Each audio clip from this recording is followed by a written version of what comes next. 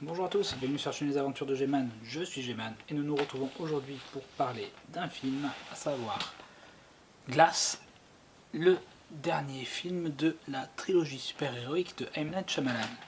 Alors, avant de donner mon avis sur le film, on va revenir un petit peu sur les deux films précédents, très rapidement, je vous rassure, hein, on va faire des vidéos plus courtes maintenant, mais pour pouvoir se mettre un peu dans le contexte du film. Donc, en 2000, fin 2000, sortait Incassable de M. Night Shyamalan, qui nous introduisait le personnage de David Dunn, joué par Bruce Willis, survivant d'un accident de train, seul survivant d'un accident de train, qui s'en sort miraculeusement indemne.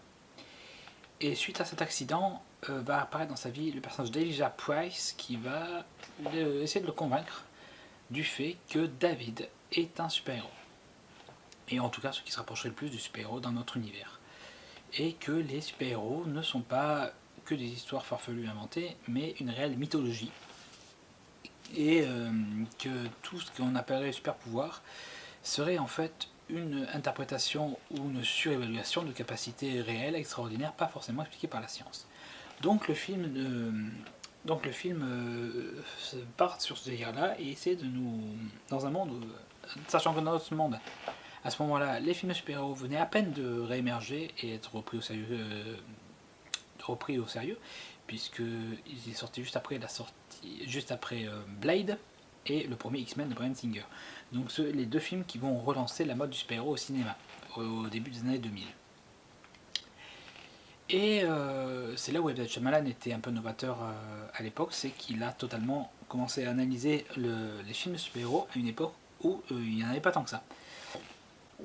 Donc, pour finir sur Incassable, on apprenait à la fin que la personne qui pousse David à embrasser sa vie de super-héros était également la personne qui avait provoqué tous ces accidents, tous ces actes terroristes depuis le début, donc Elijah Price, qui a donné naissance au premier super-héros de cet univers-là, l'a fait pour prouver qu'ils existaient, mais l'a fait dans une démarche de super méchant en fait.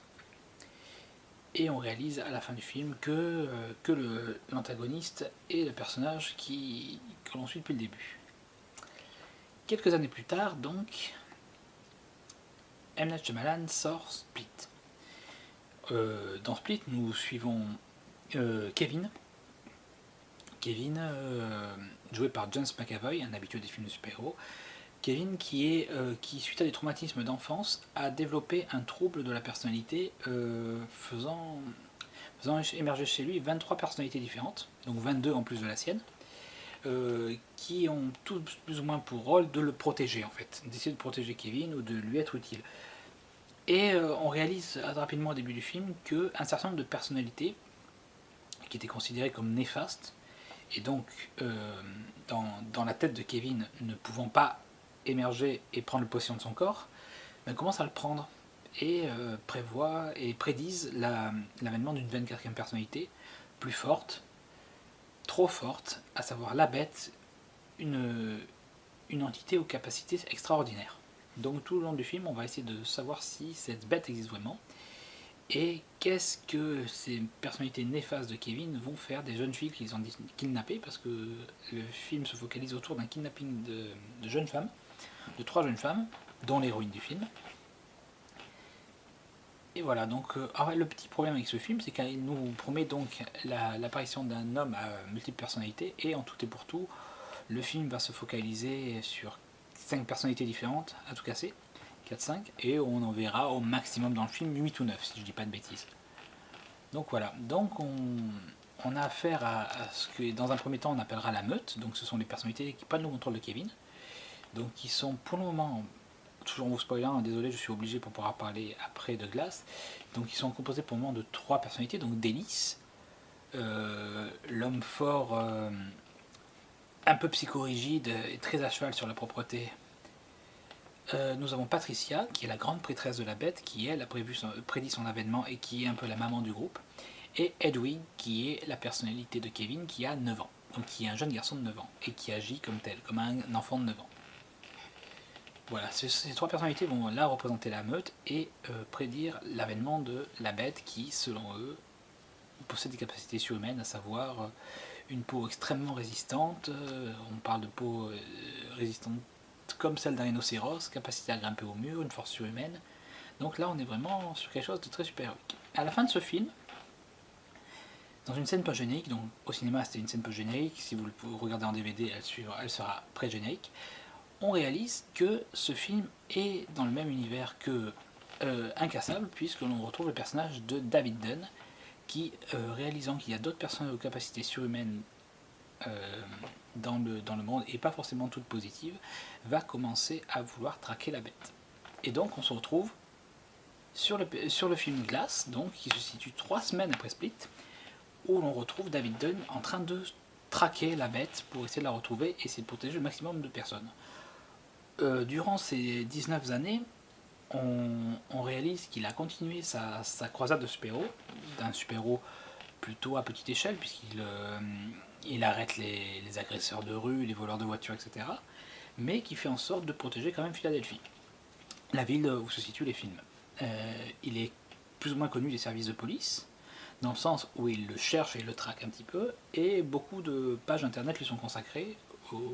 D'ailleurs, c'est ici que lui sera donné divers surnoms, donc on passe du plus ridicule au petit chaperon vert à celui qui va être retenu dans le film, à savoir le superviseur, The Overwriter, qui sera plus ou moins son nom de super-héros, pas officiellement, mais en tout cas c'est comme ça qu'on va pouvoir le désigner. Très rapidement dans le film, il va se confronter à la bête, le retrouver, grâce à l'aide de son fils, qui l'aide dans sa croisade de super-héros, et lors de leur combat, ils seront arrêtés d'une part par la police et d'autre part par une psychiatre, qui est spécialiste dans les comportements mythomanes et troubles de la personnalité poussant les gens à croire qu'ils sont des super-héros. Donc ça tombe bien, c'est une spécialiste du domaine qui va les enfermer dans un hôpital psychiatrique où ils vont retomber sur un personnage connu de la saga, à savoir Elijah Price, qui est enfermé du coup depuis son arrestation à la fin d'Incassable, qui est enfermé et qui attend l'occasion rêvée qui va se présenter dans ce film, à savoir prouver au monde entier qu'ils existent, eux, les gens aux capacités extraordinaires, les super-héros, les super-méchants. Donc c'est pour ça que le film est beaucoup axé autour du personnage de Elijah, qui était secondaire dans le premier, enfin qui était un petit peu annexe dans le premier. Et donc vous attendez pas à voir trop de Bruce Willis dans celui-là, il est un peu en retrait. On voit pas mal la bête parce que c'est quand même lui qui va faire avancer l'histoire, mais c'est Elijah qui dirige tout. Le bonhomme qui casse. Alors ça c'est un petit problème, c'est petite parenthèse, c'est un petit problème qu'on a eu au niveau de la traduction dans Incassable. Ils avaient traduit Mr. Glass par le bonhomme qui casse, puisque c'est une période où les films de super-héros n'étaient pas pris au sérieux, en tout cas pas entièrement. Et du coup dans le lore de la traduction, on se retrouve avec toujours cette appellation 19 ans plus tard, parce qu'ils respectent quand même leur univers. Donc c'est plus amusant qu'autre chose. Voilà, et on a cette construction qui fait quand même si on est extérieur au monde super-héros et qui prennent les comics et les films de comics etc. comme base d'assez loin, même eux dans leur genèse, dans leur univers, on a quand même des constructions et des rapports entre les personnages qui font beaucoup penser aux comics. Par exemple, le rapport qu'entretient David avec son fils va l'assister tel tout bon oracle ou Felicity Smoke qui se respecte depuis son ordinateur. La mère de Elijah Price, qui va continuer à venir assez régulièrement voir son fils, elle va servir à transmettre le savoir d'Elijah aux personnages qui ne sont pas forcément en contact avec lui. Donc elle va être un espèce de relais et un soutien pour son fils. On pourrait, entre guillemets, pour donner un exemple, se rapprocher d'un personnage peut-être plus à la Alfred, par exemple. Ce genre de personnage qui n'est pas forcément sur le terrain, mais qui connaît le mode de fonctionnement de la personne avec qui il travaille. Et puis ensuite nous avons le personnage, la survivante du film Split, qui elle entretient une relation particulière avec Kevin, qui est peut-être un petit peu rushée, c'est peut-être le seul point négatif du film, c'est que leur relation est un petit peu rushée, mais bon. Et qui elle va...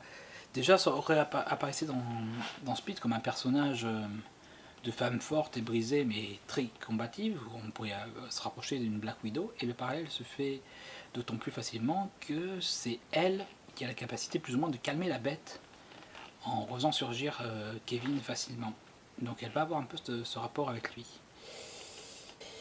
Et le petit twist, pour un léger spoil, excusez-moi, c'est que en plus d'avoir ce triangle de personnages, donc à savoir David Dunn, la Bête et Mr. Glass, qui est sur les affiches présenté comme étant le mastermind, le cerveau, donc le vrai méchant, contrairement au méchant guerrier, le méchant qui va combattre le gentil, nous avons en plus de ça une société secrète, l'apparition d'une société secrète, qui donc a pour but d'éviter l'émergence de super-héros et de super-méchants, pour instaurer une égalité entre tous les hommes et éviter qu'il y ait des êtres surhumains qui apparaissent, qui pourraient prendre le dessus sur les autres. Et donc par ce biais, agissent comme une société de super-méchants en fait, donc ça casse un petit peu leur logique personnelle. Voilà. Alors, ce film, c'est vraiment un très bon film. C'est vraiment un très bon film. Il s'emboîte parfaitement avec les deux autres. Ça nous donne une trilogie parfaite. Et pour la simple et bonne raison que le personnage de la Bête devait à la base apparaître dans le film Incassable. Il en reste d'ailleurs quelques traces. Mais en fait, M. Night Shyamalan s'est dit qu'en fait, il n'était pas évident de développer suffisamment tous ces personnages, à savoir la Bête, David, etc., dans un seul film, qu'il devrait se faire l'impasse sur beaucoup d'intrigues, de retournements de situation, de montée de tension, et de développement personnel, notamment les rapports qu'avait David avec sa famille. Donc il a préféré développer tout ça sur plusieurs films, et on a ici un cycle complet. Mais la petite subtilité, c'est qu'on n'a pas un cycle, par exemple à Dark Knight chez Nolan, où on a le début, le milieu et la fin de la carrière d'un super-héros. Non, ici, on a, en fait, c'est un cycle d'introduction à un univers de super-héros, puisqu'à la fin de ce film, sans vouloir vous spoiler, on pourrait très bien avoir une ouverture à d'autres films, d'autres séries, ou même des comics se passant dans cet univers-là. On a vraiment là, c'est un cycle de révélation au monde des super-héros et de leur existence. Pour soutenir mon point, un petit détail ou deux autour du film, dans le premier film, dans Incassable, les personnages de Lisa Price parlent beaucoup et à un certain nombre de scènes autour d'une couverture de comics présentant un super-héros affrontant son rival. Il se sert notamment du super-héros pour illustrer ce qu'il pense être le personnage de David Dunn. Et l'adversaire qu'on le voit affronter est effectivement un homme animal, si je ne dis pas de bêtises, un homme léopard ou jaguar. Donc, et il insiste sur le fait que beaucoup de personnages de comics ont des aptitudes animales. Ce qui est le cas d'ailleurs ici pour la Bête que va affronter David. La Bête a effectivement des capacités animales, cette capacité à pouvoir grimper facilement au mur et au plafond, cette peau extrêmement résistante, cette force humaine et cette façon de combattre on est plus proche d'un python. En ce qui concerne les combats, effectivement, ne nous attendez pas à avoir un magnifique combat chorégraphié comme on peut en avoir l'habitude chez les films Marvel ou DC. Non, là on a du combat réel, brut, il y a de la saisie, du plaquage au mur, de la frappe bestiale, on est plus dans de la lutte que dans du beau combat chorégraphié. Voilà. Et bien, que vous dire de plus sur ce film? Il y aura une vidéo sur la chaîne des Aventures de G-Man qui poussera un petit peu plus la réflexion sur cette trilogie et sur comment créer un univers de super-héros de zéro. Mais voilà, pour ce qu'il en est de ce film, je vous conseille fortement. Il y a eu beaucoup de critiques disant que c'était un film un peu plus verbeux, etc.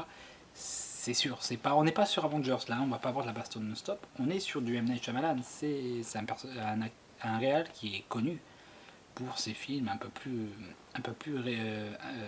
comment dire, pas intellectuel pour pas vous fermer trop et vous faire peur. Non, c'est des films plus réfléchis, oui, plus qui vont chercher à vous faire ressentir des choses plus. Voilà, donc c'est vraiment un très très bon film. Peut-être pas au niveau d'Incassable, qui selon moi est un chef-d'œuvre et peut-être un des meilleurs films de super-héros de tous les temps, si ce n'est le meilleur film, mais un très très bon film qui n'a pas à rougir de ses aînés, vraiment. Donc je vous conseille d'aller le voir, foncez, c'est vraiment du très très bon film. Bon, eh bien ce sera tout pour moi maintenant. Sur ce, n'hésitez pas à venir discuter dans les commentaires, c'est là pour ça, je me ferai une joie de vous lire et de vous répondre, à vous abonner, à partager la vidéo autour de vous, à me rejoindre sur Facebook, Les Aventures de G-Man, et voilà, sur ce, passez une bonne fin de journée, à très bientôt.